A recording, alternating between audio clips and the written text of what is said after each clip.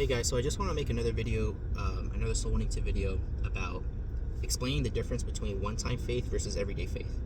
Now, the reason why this helps a lot when you're out soul winning is because of the fact that you run into a lot of people that are, they call themselves Christians and they say that, hey, I believe in God, I have faith in God. They say they're a believer, right? And when they say believe in Jesus Christ, really what they're referring to is kind of like this everyday faith where it's like they follow God, they do what God says, like they're trusting in Him in that regard. And so they see it more as like an everyday faith, or they see it as like, I'm trusting God every day for my food, for my clothing, right? And that's more like everyday faith. But what the Bible teaches is that to go to heaven is actually just based on a one-time faith, okay? And so the way I like to explain it is I say, look, when we say you have to believe in Jesus or have faith in Jesus to go to heaven, it's important to understand this is not an everyday faith. This is a one-time faith. So a couple of verses you can use to explain this to people. For example, you go to 2 Corinthians chapter 6, verse 2, where it says, behold, now is the accepted time. Behold, now is the day of salvation, right? So if you get saved on one day, that shows that salvation is a one-time event. It's something that's instantaneous.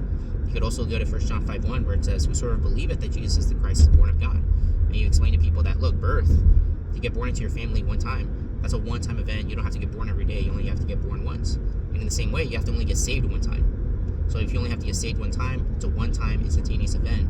There's a moment of salvation. And so in the same way, you just have to believe only one time, right? It works the exact same way. What I've started using more recently is John chapter 6, verse 35, where he says something like, I am the bread of life. He that cometh to me shall never hunger, and he that believeth on me shall never thirst. Okay, this is a good one because now you have an analogy you can work with that can make it a little bit easier to understand. So what you could say is that, look, Jesus is saying that if you eat this bread, you'll never hunger. Okay, so if this bread never makes you hungry, how many times do you have to eat it? You only have to eat it once. So how many times do you have to put your trust in Christ to go to heaven? Only once, right?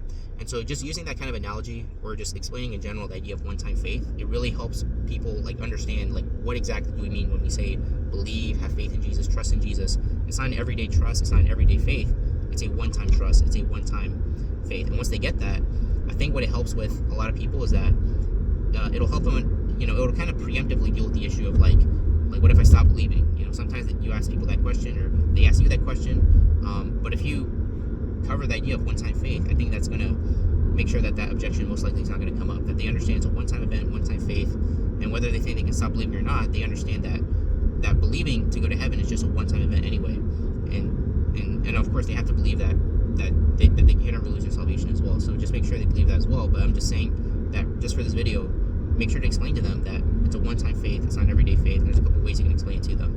So hopefully this helps.